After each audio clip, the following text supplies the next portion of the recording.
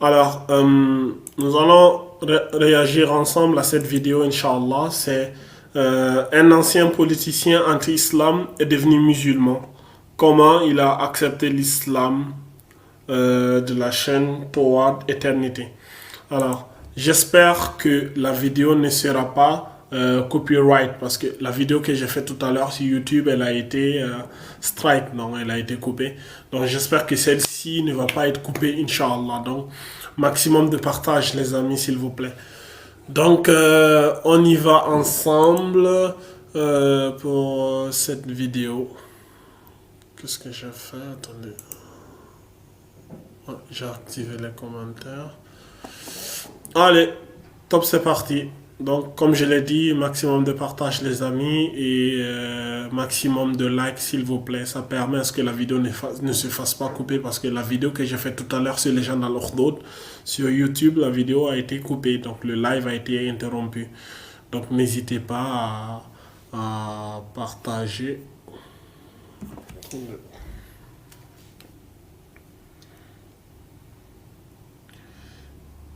Ok, pour le moment, tout va bien.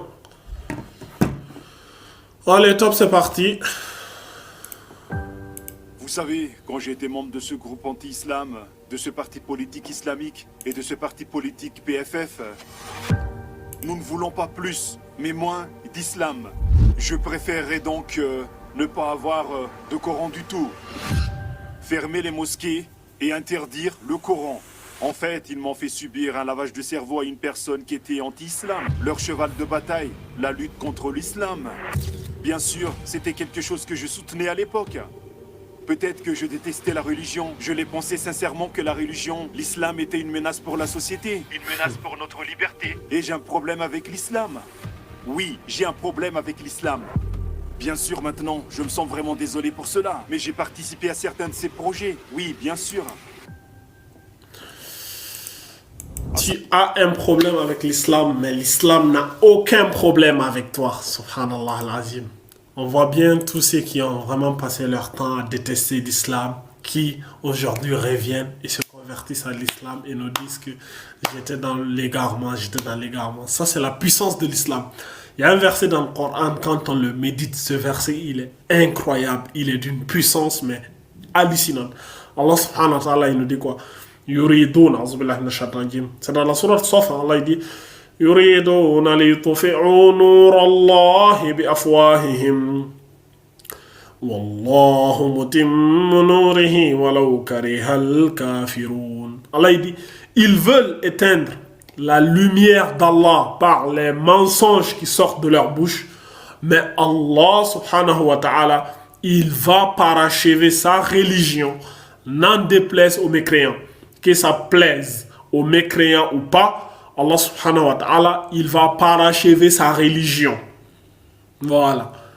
Que ça plaise ou pas, Allah il va pas. Donc, ici, ça veut dire quoi? Quand ils vont vouloir attaquer l'islam, qu'est-ce qu'Allah subhanahu wa ta'ala fait? Allah subhanahu wa ta'ala, il prend leur attaque et il fait une contre-attaque dans leur propre attaque et il va donner la victoire aux musulmans. Voilà pourquoi Allah il nous dit هو الذي أرسل رسوله بالهدى هو الذي أرسل رسوله بالهدى ودين الحق ليظهره على الدين كله ولو كره المشركون.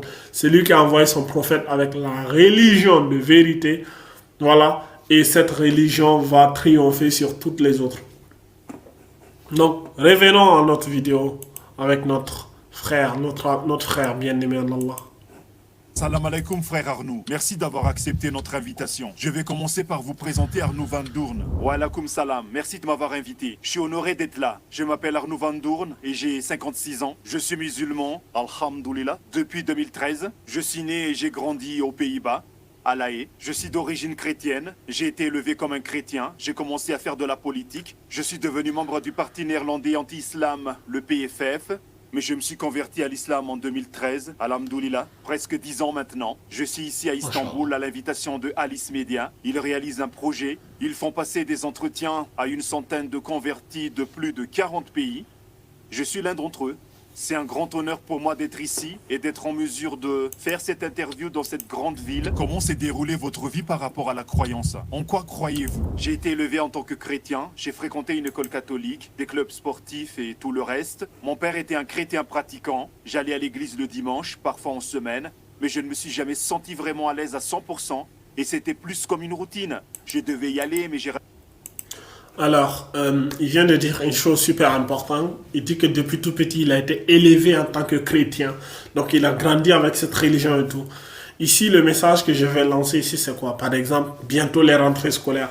Nous voyons de plus en plus de parents qui prennent leurs enfants musulmans et ils vont les inscrire dans des lycées ou dans des écoles qui sont catholiques pures, tu vois. Moi, je me rappelle quand on était petit, dans mon pays natal, il y avait des écoles catholiques et beaucoup amenaient leurs enfants là-bas.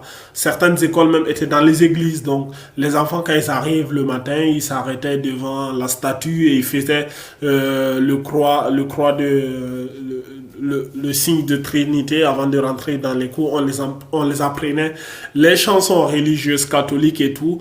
Et sous prétexte que dans ces écoles, il y a un meilleur enseignement et tout, on prend les enfants musulmans, on les amène dans des écoles catholiques. Et au final, on s'étonne que l'enfant, il veut plus de l'islam. On s'étonne que l'enfant, plus tard, il veut changer de religion. Comme quoi, l'éducation, c'est la base. Alors, je ne dis pas de ne pas envoyer les enfants dans des écoles si c'est des bonnes écoles, mais faites attention, suivez vos enfants parce que vous ne savez pas ce qu'on les enseigne à l'école. Et dites-vous que ce qu'on les enseigne à l'école, ça c'est vraiment le socle qu'ils auront demain dans la vie. Parce que l'enfant, c'est tout ce que tu mets dans sa tête, c'est ce qu'il va grandir avec en fait. C'est pas quand ton fils il aura 18 ans que tu vas pouvoir le changer en fait. C'est au moment où il est petit qu'il faut avoir un œil sur lui, il faut pouvoir le suivre. N'abandonnez pas vos enfants, ne dites pas que ah bon, on les a mis à l'école et on est content, ah, il gagne des bonnes notes, il va gagner des bonnes notes. Mais dis-toi bien que s'il a des bonnes notes à l'école et qu'il n'a aucune bonne note auprès d'Allah subhanahu wa ta'ala, alors qu'Allah nous dit Ya ayyuhallazina amanu qu anfusakum ahlikum nara, ô vous qui avez cru, protégez-vous ainsi que vos familles du feu de l'enfer. Penses-tu que toi, tu vas traverser le pont à Sirat pour aller au paradis alors que ta famille est à l'arrière? Tu penses qu'ils vont te laisser traverser? Penses-tu cela? Tu as pensé cela, mon frère. Tu as tiré bidé, comme on le disait quand on était petit. Tu as tiré bidé, mon ami. Alors, wa alaykum salam wa rahmatullah Khalid. Et wa alaykum salam wa rahmatullah à mon frère Y. Donc, retournons à la vidéo. Raté quelque chose. Peut-être que maintenant, au fond de mon cœur et avec la connaissance que j'ai maintenant, dès mon plus jeune âge, j'ai senti qu'il me manquait quelque chose. Il y a des choses que je ne comprenais pas vraiment. Comment se fait-il qu'il y a 3 dieux? Comment Jésus, Issa le prophète, comment peut-il être le fils de Dieu? Ça n'avait pas vraiment de sens. Et il y avait d'autres choses qui étaient vraiment étranges pour moi, comme le sang du Christ et le corps du Christ. Vous savez, toutes ces choses.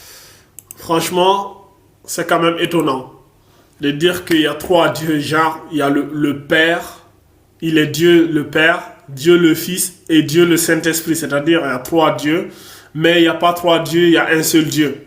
Ça, cette notion de Trinité, franchement, on a du mal à le comprendre, tu vois. Et ça, dans la religion de base, c'est que Jésus, Isa alayhi salam, il a apporté. Il n'y avait pas cela. C'est après la mort de Jésus, des années plus tard, que ça s'est apparu. À la base, dans le Injil originel, il n'y a pas ça. Dans le Injil originel, c'est le Tawhid.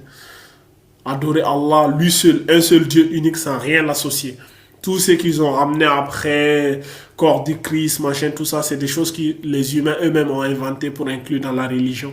La religion originelle, pure et authentique, il n'y a pas tout cela. Tu vois, Allah il dit Qul huwa Allahu ahad, il est Allah l'unique.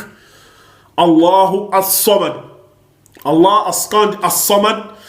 As-samad, c'est lui dont nous avons tous besoin. On a tous besoin d'Allah, mais il n'a besoin de personne. C'est lui le riche par excellence. Si tous les humains se mettaient d'un côté et chacun demandait à Allah tout ce qu'il veut, et qu'Allah subhanahu wa ta'ala donne à chacun tout ce qu'il veut, cela n'enlèverait rien à la richesse d'Allah que ce que l'aiguille enlève. Quand tu plonges une aiguille dans un océan, tu vois, la goutte d'eau qui va couler de l'aiguille, c'est ça la richesse qu'Allah il a donnée à toute sa créature. Et le reste de l'océan, ça c'est la richesse d'Allah. Allah il est le riche par excellence. Allah dit, Ya ayyuhan nas, antumul fuqara ila Allah, wallahu huwal ghaniyyul hamid. Vous êtes tous des pauvres, fuqara ila Allah, des pauvres d'Allah. Et Allah, il est le riche par excellence et le digne de louange.